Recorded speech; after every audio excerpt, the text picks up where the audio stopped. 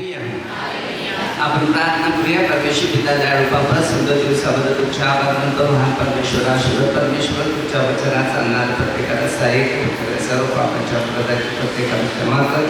ही प्रार्थना मी आमच्या प्रभू येशू ख्रिस्ताच्या नावाने करतो. हालेलुया. आपण निर्गममध्ये ना 3रा अध्यायामध्ये मोशेला परमेश्वर पाचारण करतो.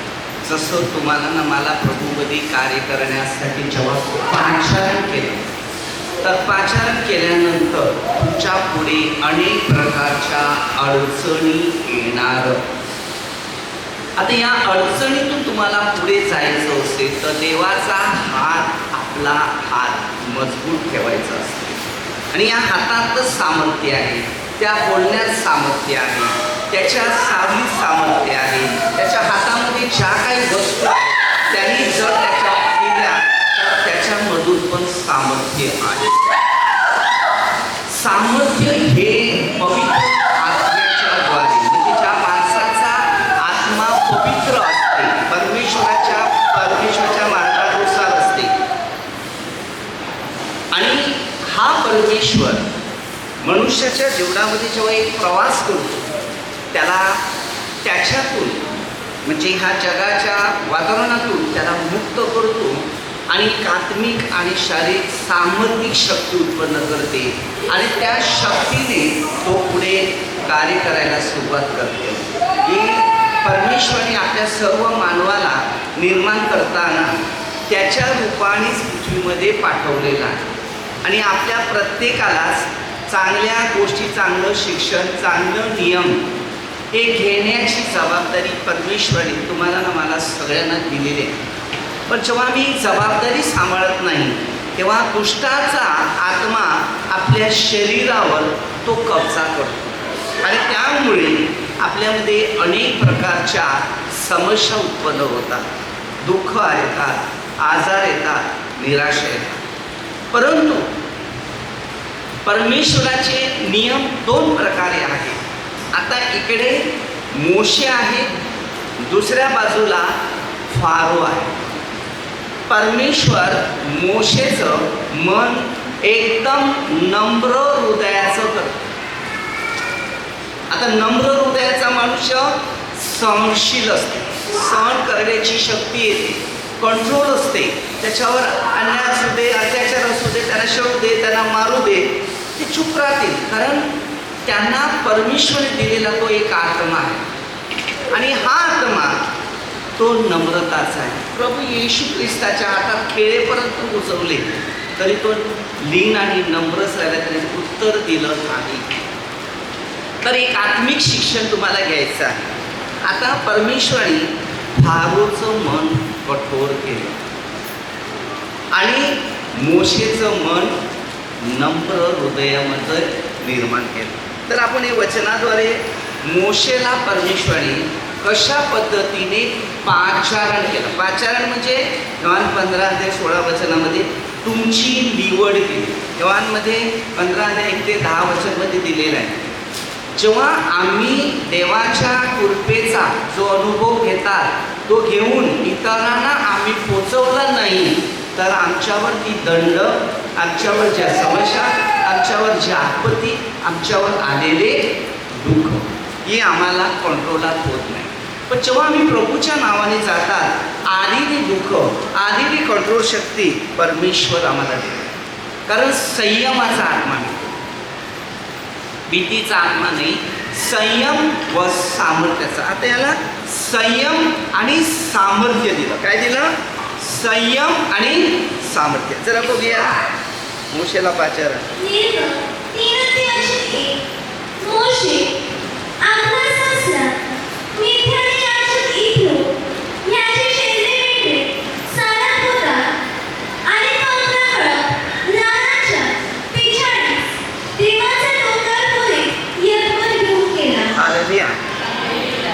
आता आपल्या शास्त्राच्या काही गोष्टी आहेत, बरोबर, शास्त्रीय असतात, आपल्या जीवनामध्ये काहीतरी मार्गदर्शक किंवा शिकवण देत असतात.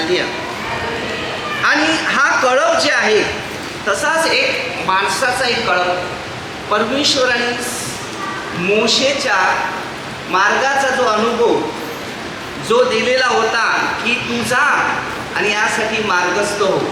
कोणासाठी? जे इस्राईल लोक मिसर देशामध्ये काम करत होते, कार्य करत होते, अशा लोकांसाठी तो मुक्त करण्याच्या तयारीमध्ये मोशेची तयारी आणि घडण केलेली होती.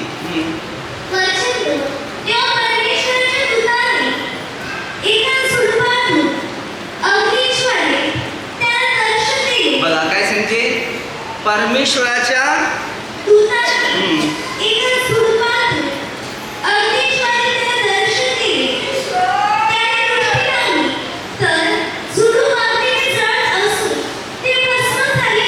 बघा काय देवदूताने त्याला दर्शन दिलं तिकडे, आणि तिथून ते झाड होतं ते जळलेलं होतं, पण ते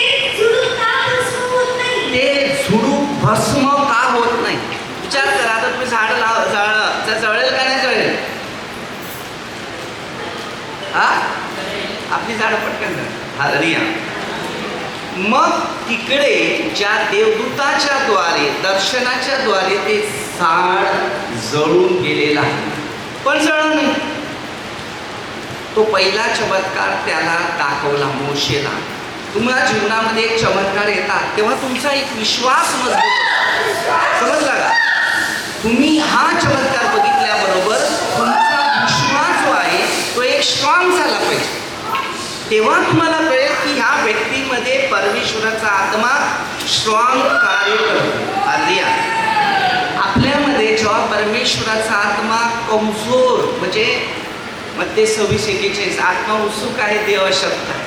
आत्म्यामध्ये म्हणजे उत्साह आहे, आत्म्यामध्ये उत्साह आहे, परंतु देह कुठल्या तरी गोंधळामध्ये पडलेला तिथे अशक्त आहे. हालेलुया. मग त्यावेळेला आपल्यामध्ये पावर उतरत नाही, अभिषेक उतरत नाही, अद्भुत उतरत नाही. आज ह्या जगामध्ये हा प्रश्न जास्त आहे, कारण ह्या दैहिक गोष्टीसाठी अनेक लोक आकर्षित आहेत, पण आत्मिक गोष्टी बनवण्यासाठी आकर्षित नाही. कारण योहान 6:44 मध्ये दिले, पित्याची इच्छा आकर्षिल्याशिवाय माझ्याकडे येत. आता या जगाचे सगळे मोह आहेत, त्याला सगळे व्यक्ती आकर्षित असतात ना, त्या आकर्षितमुळे कडे जातात, त्या पापामध्ये प्रवास करत असतात.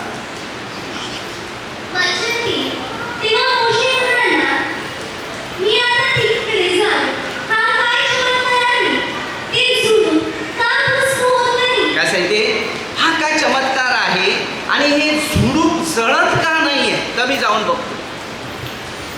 जेव्हा मनुष्य, आता तुम्ही इकडे येतात प्रार्थनेला, तेव्हा बघता की कशी काय चमत्कार होता. आपण पण जाऊन जरा बघूया.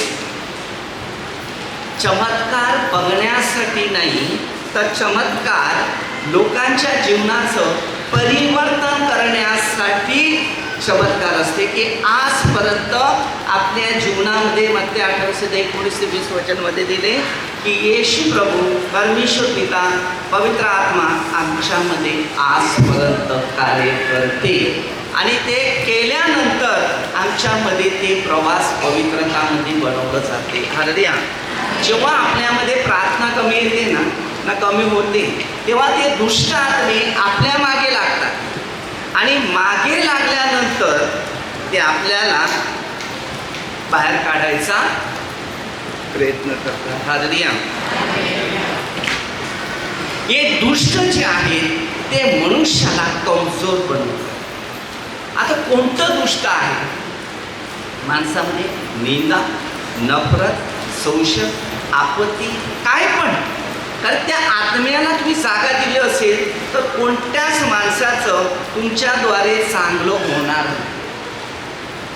आपलं जीवन आहे ना, जेवढं चांगलं करत जातो तेवढं रोज जीवन आपलं पवित्र बनते, अभिषेकाने बनते, आयुष्यात दिवस वाढतात, नवीन जन्म होतो, नव्या परिस्थितीमध्ये आपलं जीवन पवित्र आत्म्यामध्ये वाढलं जातं. आपल्या प्रार्थना कमी होतात, आपण प्रभूपासून दुरावले जातात, तेव्हा दुष्ट आत्मे आपल्या पाठलाग करत असतात. आपल्यामध्ये अनेक प्रकारच्या आपत्ती, दुःख, संकट, निराशाही उत्पन्न होतात. हालेलुया.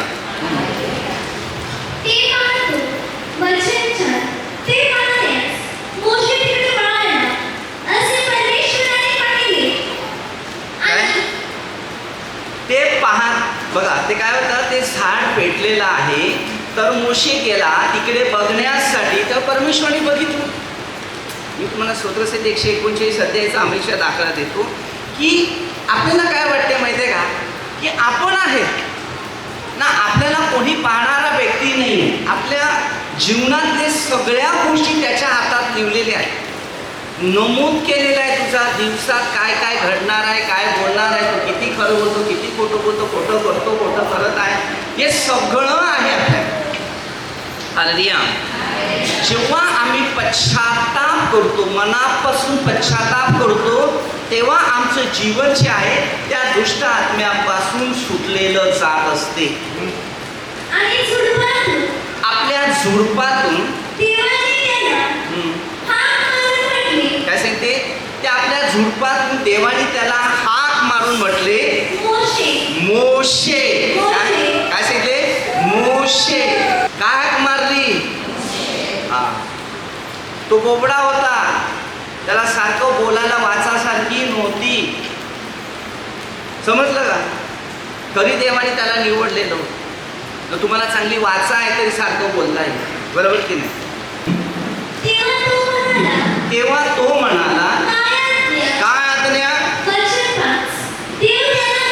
अरे देव त्याला म्हणाला, काय सांगते, इकडे जवळ येऊ नका, कारण तू चपला घालू नका. आपल्या इकडे सगळीकडे चपला चालतात नाही, चपला अलग बाहेरून येणाऱ्या चपला मंदिरापर्यंत पोचलं नाही पाहिजे. हर ठिकाणी हर स्वस्त आहे, हर व्यक्ती प्रार्थनामय जीवन जगणारे, त्यांना प्रत्येकाला एक सुविधा असते. आणि ती सुविधा अशी असते की बाहेर जाऊन पहिले पाय धुवायचे. ही एवढी लोकांची पहिले रीतिरिवाज होते आणि आज आपल्यामध्ये ते रीतिरिवाज नाही. आपण पाय धुवत नाही, जसे आहेत तसे येतात आणि जाऊन मस्त मंदिरात जाऊन बसतात. हालेलुया. तर त्याने काही सांगितलं माहिती आहे का, तू आता इकडे आलाय खरा, तुला देवदूताने दर्शन दिले खरा, पण तू पुढे नका येऊ, कारण तुम्ही पायामध्ये चप्पला घातल्यात. हालेलुया. ते पहिले चप्पल काढ न मध्ये. आता चप्पल म्हणजे 2 प्रकारचे आहे. आपल्या शरीराला घाण असावी असं नाही, तर शरीराच्या पायाला घाण लागू नये म्हणून चप्पल घालतात. तसं प्रभूच्या समोर येणार असेल तर आपल्यामधलं पाप जे आहे ते पहिलं घाण काढायचं आणि नंतर पुढे जायचं. आल्यावर पहिलं मंदिरात किंवा मंदिराच्या बाहेर येत असताना आपल्या पहिली पापांची कबुली करणं गरजेचं आहे. उपदेशक 5 अध्यायामध्ये तुम्हाला माहिती आहे. हालेलुया. आणि कुठलाही बोलभाषण, आपण मंदिरात आल्या तरी आपण काय ना काय गप्पा गोष्टी बडबड करतो, कधी देवाला आपण घाबरत नाही. पण देवाने जर आपल्याला एक दिवस घाबरवलं तर आपल्याला पुढचं भविष्य जगणं कठीण होईल. कारण मंदिराच्या हर ठिकाणी जाता येताना पहिल्यांदा लक्षात आणायचं आहे की या पवित्र शब्दाची जी ओळख आहे किंवा पवित्र वचनाचा देव आहे शब्दाद्वारे, तर त्याला माझ्या जीवनामध्ये कसं उतरायचं. माणूस चांगला आहे, माणूस चांगला आहे, माणसाच्या मनाबाबतीत परमेश्वर जाणून आहे आणि माणूस सगळे पापी आहे. पण त्या पापामुळे त्याच्यासाठी प्रार्थना करणं, त्यांचं जीवन परिवर्तन करणं आणि देवाची इच्छेने त्यांचं तारण करणं हे महत्त्व आहे. प्रार्थना करताना प्रभू येशूच्या शिक्षणाचा महत्त्व आहे क्षमा करणं. मत्ती 6:14-15 आपल्यामध्ये क्षमाशील असलं पाहिजे. उदळा पुत्र जो होता, लूक 15-11 पासून पापाचं धन घेऊन खाऊन पण मजा केली. जेव्हा तो घरी आला तेव्हा बापाने त्याच्यासाठी खर्च इतका केला की मोठ्या भावाला सुद्धा त्याला वाईट वाटलं. कारण तो पश्चाताप करून येतो. कोणताही व्यक्ती जेव्हा पश्चाताप करून येतो ना, त्यांना प्रेम द्या, त्यांना मार्गदर्शन करा, त्यांना शिकवण द्या, त्यांना ज्ञान द्या, कारण त्यांना समज झालेली आहे. तेव्हा तो देवाजवळ. जेव्हा मी स्कूलमध्ये जात नव्हतो, काय शाळा शिकायला तेवढं कंटाळा पण येत होता आणि तेव्हा इंटरेस्ट पण होता आणि वही पुस्तक ते नव्हतं, नपास व्हायचं, त्यामुळे जात नव्हतं. तर बाबा म्हणजे पाठ काढायचं. 8-8 15 दिवस कुठे ना कुठे इकडे तिकडे घ्यायच्या, राडा खाली कुठेतरी जाऊन लपायचं. काय मिळेल त्या फळ खाऊन राहायचं. परत भीती ती आहे छोटा मुलगा असल्यामुळे. हालेलुया. आपल्या जीवनामध्ये एक शिक्षण आहे, पण तरी पण काय करायचे, बाबा आपल्याला जवळ करायची, आई इकडून तिकडून बघायची, बघा कुठे गेला आहे, त्याला विचारेल, त्यांना विचारेल. हालेलुया. तसं परमेश्वर आहे. आपल्या मुलांना आपण विचारतो तेव्हा परमेश्वर आपल्याला काहीतरी शिकवतो, पण आपल्याला जाणीव नसते. मग बाबा परत जवळ घ्यायचं, आत्ता बघ, हां परत नाही केलं तर लक्षात ठेवा. मग परत थोडे दिवस राहायचं, परत काहीतरी झालं गडबड, आणि तो स्वभाव होता, स्वभाव चेंज व्हायला फार वेळ. मग एक दिवस एक माणूस आमच्या घरी आला ना, बाबाला काय सांगतो माहिती आहे का, ह्योच पोरगा तुला बघेल. आई त्यांनी भविष्यवाणी त्याला दिली. बघा तो प्रार्थनेचा माणूस नव्हता, पण शब्द देव आहे, लक्षात ठेवा. शब्दाला नेहमी ठेवा, कारण मग ते 12:36 शेवटला आपल्याला शब्दच येणार. तर बाबाने विचार केला, ठीक आहे. आणि ज्या दिवशी मी तिकडे घर बांधलं त्या दिवशी त्यांनी मला एवढा सपोर्ट केला.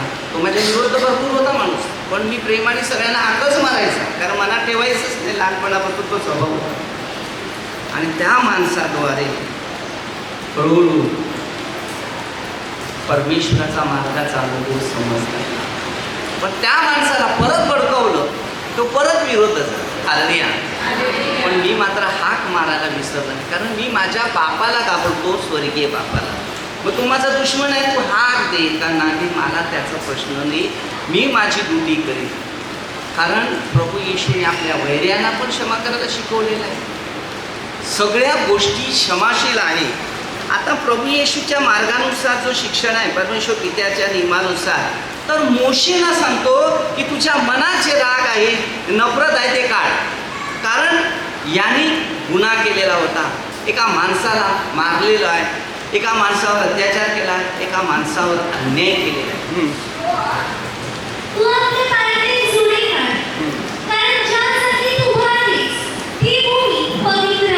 काय सांगते, म्हणजे इकडे तुम्ही उभे आहेत तर पहिल्यांदा मनातले विचार स्वच्छ कर. तुझ्या मनात जर वाईट विचार आहे, तुझ्या मनात राग आहे, नफरत आहे, द्वेष आहे, हेवा आहे, बायबल काय सांगते माहिती आहे, तू जर दान अर्पण करत असेल, तुझ्या भावाच्या मनात जर राग असेल, तर पहिलं इकडे दान ठेव आणि जाण त्याला समेट करणं दान स्वीकार. कारण आबेल आणि काईनच्या गोष्टी उत्पत्ती 4 अध्यायामध्ये बघा.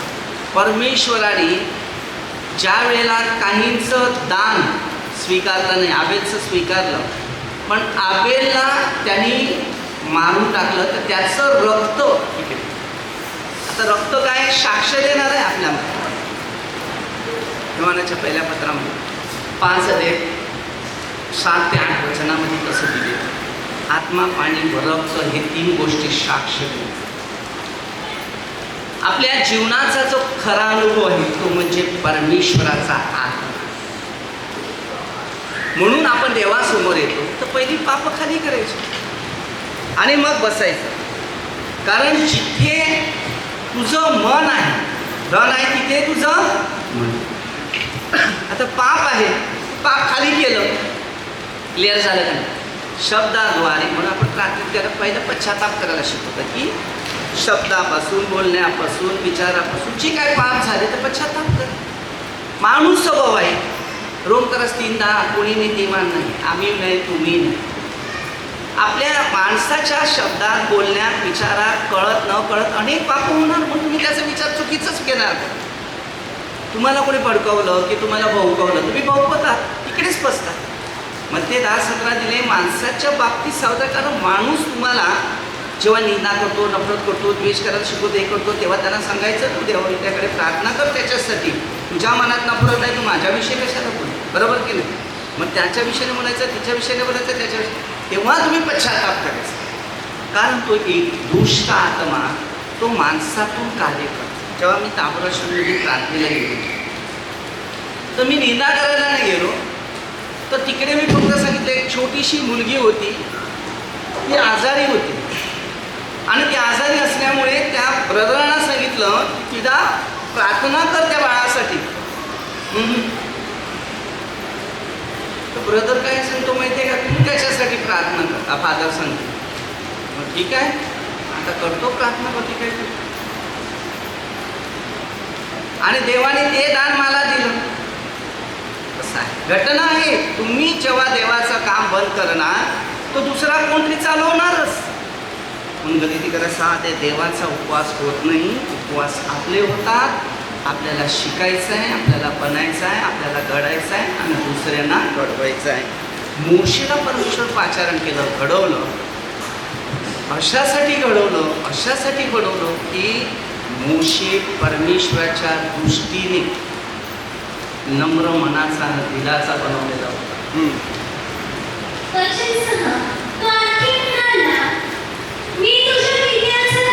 काय सांगते तो? आणखी म्हणाला, मी तुझ्या पित्याचा देव, मी अब्रामाचा देव, मी इसाकाचा देव, मी याकोबाचा देव आहे.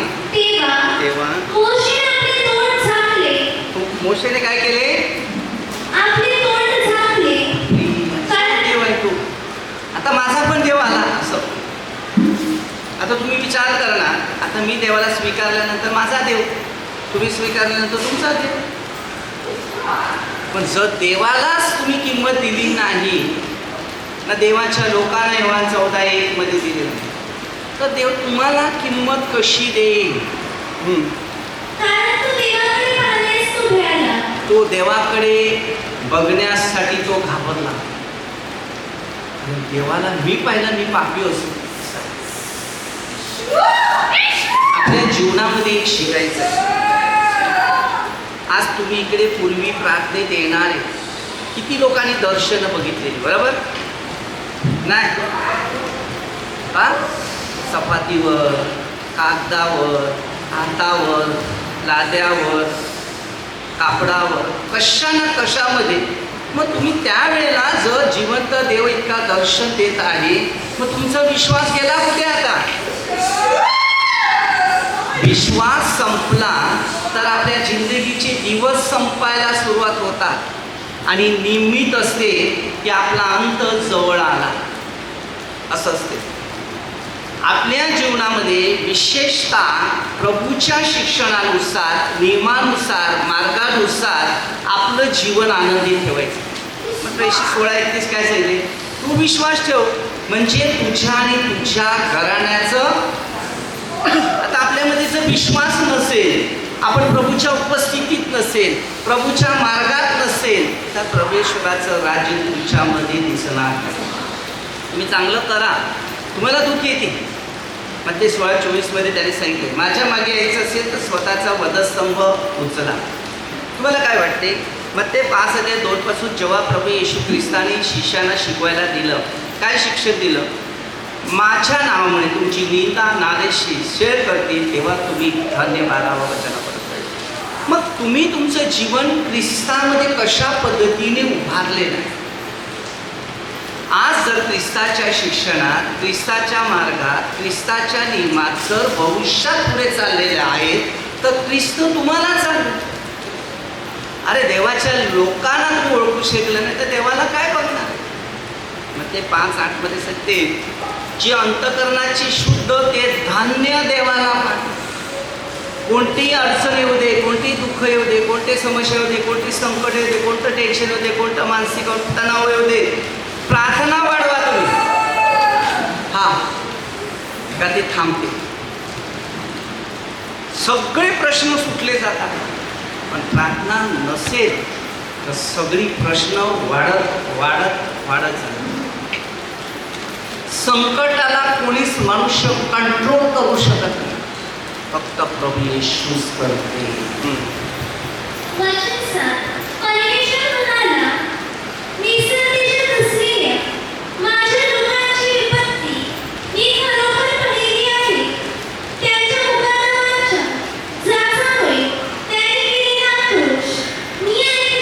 बघा, ते मुकाना म्हणजे कोरमेल निवडलेले होते, ते मानवावर अत्याचार अन्याय करत होते. एवढं काम करा, असं करा, असं.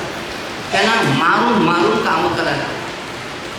तेव्हा परमेश्वराने कोणाची मनं तोडायला नाही सांगितली. कोणाची मन तोडायचं नाही, कोणाला सतावायचं नाही, कोणाला दुखवायचं नाही, कोणाला काय करायचं. एका गालावर मारला तर दुसरा मारायचा. ते त्या माणसाच्या मनात रागच आलेला आहे, त्या रागामध्ये काय पण बोलतो.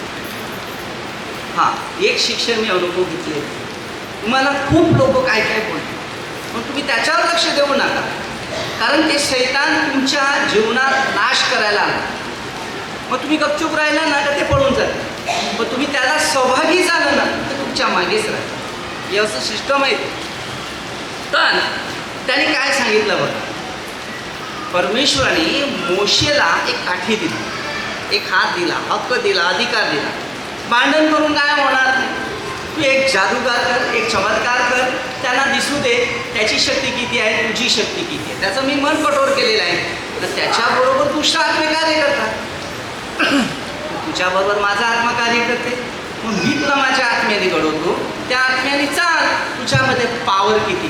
प्रत्येक ठिकाणी लक्षात ठेवा, जितकं नम्रता, जितकं लीन, तेवढा तुमच्या जीवनामध्ये मोठे चमत्कार आणि तुमचे प्रश्न सुटण्यासाठी परमेश्वर हजर.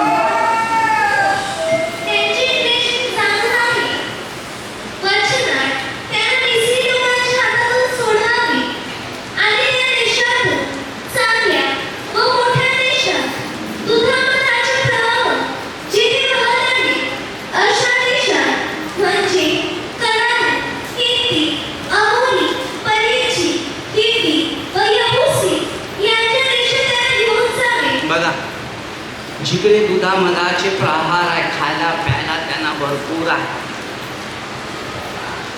तू सांगते ह्या देशामध्ये त्यांना घेऊन जा.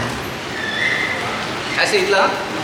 या देशात त्यांना घेऊन.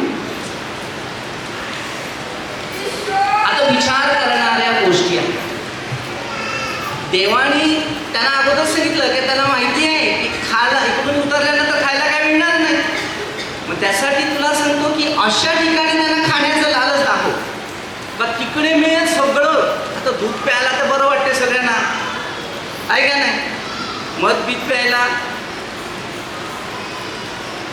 मधीसारखे गोड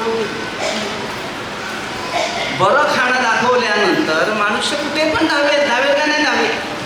आता चायनीजच्या दुकानात केवढे धावतात माहिती आहे ना. असं आहे, कुठे खाणं दिसलं मस्त असा माणूस आहे.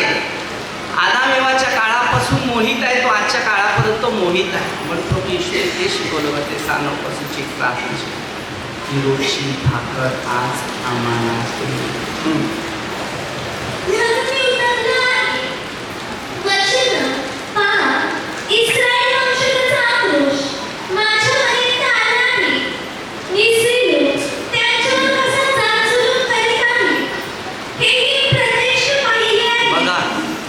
मिस्री लोक त्या इस्रायलच्या लोकांवर किती अन्याय करत आहे ते नाही. अरे तुमच्या प्रत्येकाच्या जीवनामध्ये एक एक गोष्टी शिकायच्या. तुमच्यावर अन्याय असू दे, तो जाणतो ना, काहीच बोलायचं नाही. कारण जितकं तुम्ही बोलत जातील ना तितकं तुम्ही अशांती. जाऊ दे पुढे. हालेलुया.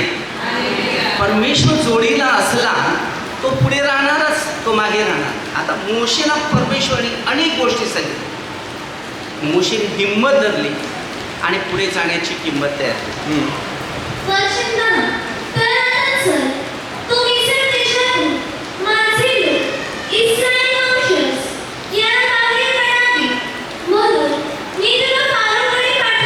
काय सांगते, त्यांना बाहेर काढायचं म्हणून तुला मी सांगतो की आता तू फारोच्या पुढे जा, तिकडे पाठवतो, तिकडे जा.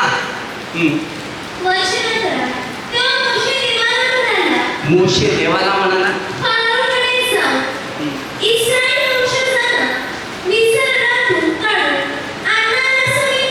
काय सांगते, इस्रायल लोकांना मी फारोकडून मिस्र देशातून बाहेर काढून मी आणणारा कोण. कारण एवढा 6 लाख लोक त्याच्याकडे बसलेले आहेत. हालेलुया. आज आपल्या प्रत्येकाच्या जीवनामध्ये शिक्षणाचा अनुभव हे आत्मपरीक्षण करून घ्यायचं आहे. म्हणजे लोक 1:37 दिले, देवाला काहीच अशक्य नाही. अशक्य तुम्हाला. आपण काय करतो माहिती आहे का, हे आपलं शरीर माझं 1 सेकंद तुमचा आहे का. श्वास खेचला ना आतमध्ये, तो राहिला, तो बाहेर उतरला नाही, तो गेला. परत आशा नका ठेवू त्याची. म्हणून जेवढा वेळ काळ समय जो तुम्ही देवाला देत आहे तो वापरा. आजच्या काळामध्ये मी 3 गोष्टी शिकवत आहे. पहिली प्रार्थना, दुसरं जे आहे तुझं पाप हरून कर, तिसरं आहे गोरगरिबांना मदत कर. जा जिंदगीभर आनंदाने सुखाने स्वर्गात, लूक 16:19 पासून स्वर्गात सुखी समाधानाने राहील.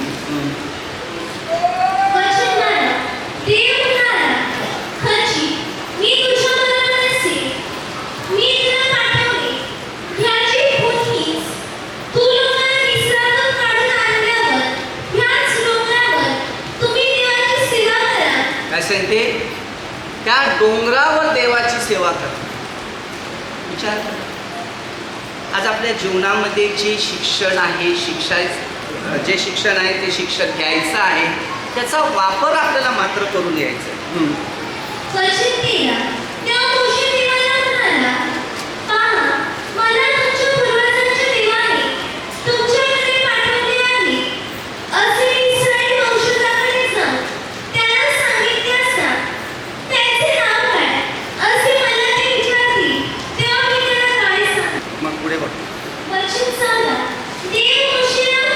देव मोशेला म्हणाला, मी आहे, तू आहे.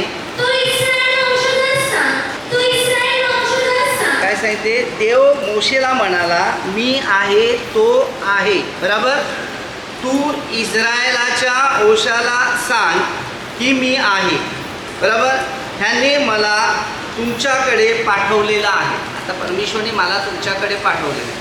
मग तुम्ही विश्वास धरला तर 14:1-23 मग आपला विश्वास जर देवावर आहे तर देव तुमच्याबरोबर आहे. पण तुमचा विश्वास जर कमजोर केला तर देव तुमच्याबरोबर राहणार नाही. मग दुष्ट आत्मा तुमच्याबरोबर.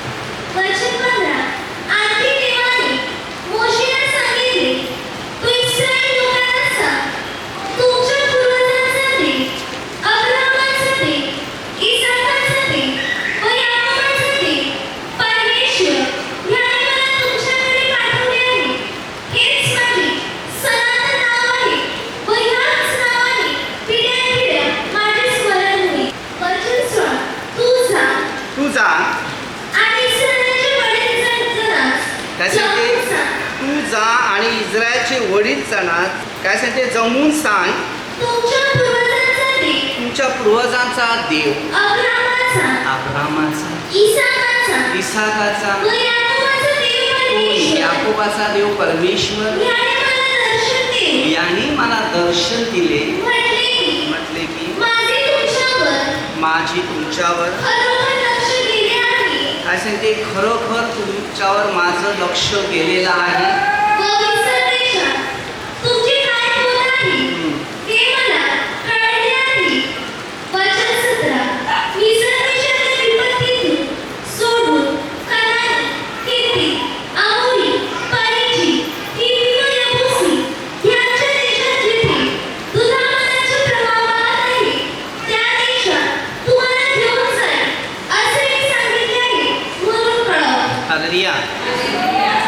मी घाबरू नका. इकडे तुम्हाला मी तिकडे नेतो आणि तिकडे नेल्यानंतर तुम्हाला खायला प्यायला मी घालीन, त्याचा विचार करू नका.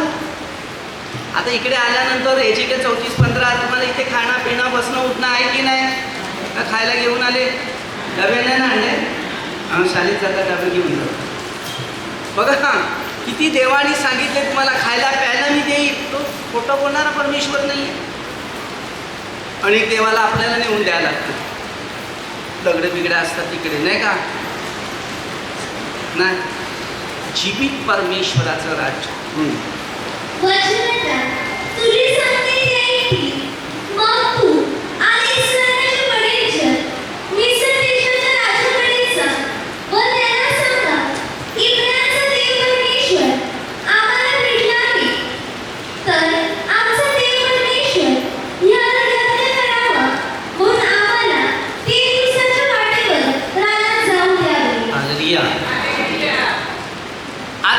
जीवनामध्ये परमेश्वरी दिलेल्या नियमानुसार मार्ग आपल्याला घेतला पाहिजे.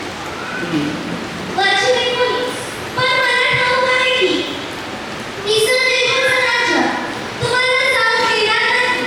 त्याला भूस्खलन दाखवल्याशिवाय तो जाऊ देणार नाही.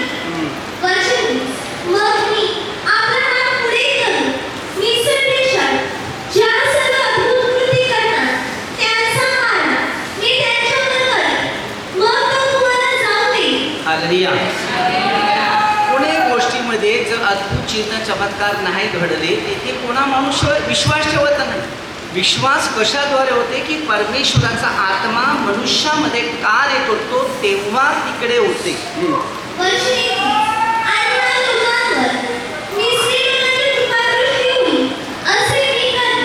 म्हणून तुम्ही निघाल तेव्हा रिकाम्या हाताने निघणार नाही. त्याचे ते तुम्ही निघणार तेव्हा तुम्ही रिकामी हाताने निघणार नाही. कष्ट मेहनत केलेली आहे तुमचं कर घेऊन जा.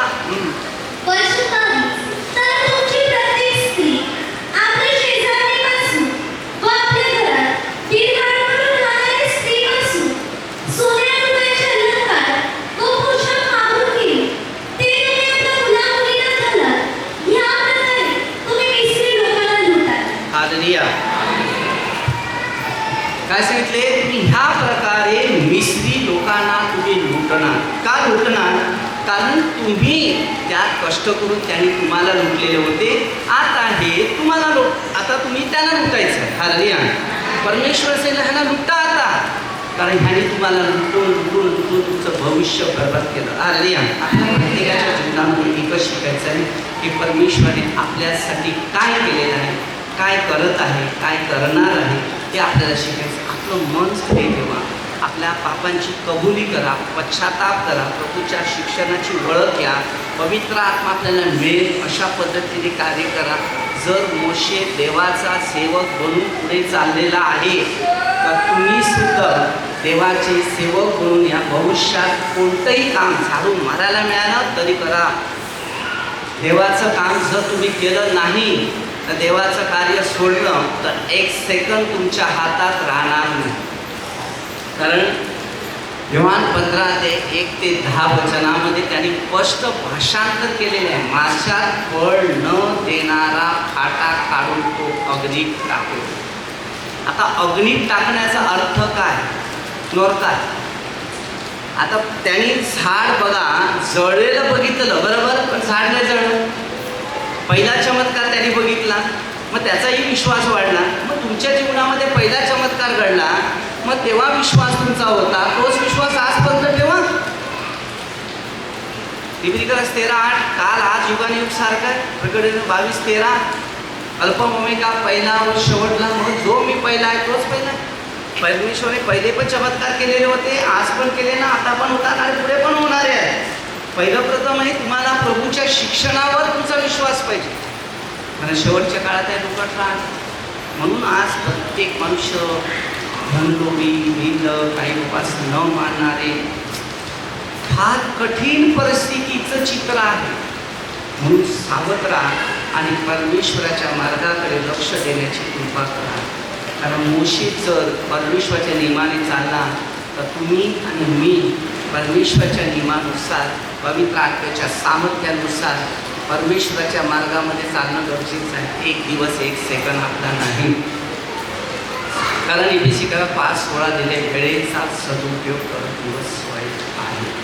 आपण छोटीशी एक प्रार्थना करूया. परमेश्वराच्या नियमानुसार वचनानुसार चालण्याचा प्रयत्न करूया. आपलं परमेश्वरची इच्छेचा पवित्र आत्मा मिळावी विशेष प्रार्थना. सर्व मंत्र काम करतो सर्व प्रभूचा आशीर्वाद, प्रभूची इच्छेप्रमाणे चालणार प्रत्येकाला सहाय्य कर. ही प्रार्थना मी आमच्या प्रभू येशू ख्रिस्ताच्या नावाने करतो. हालेलुया.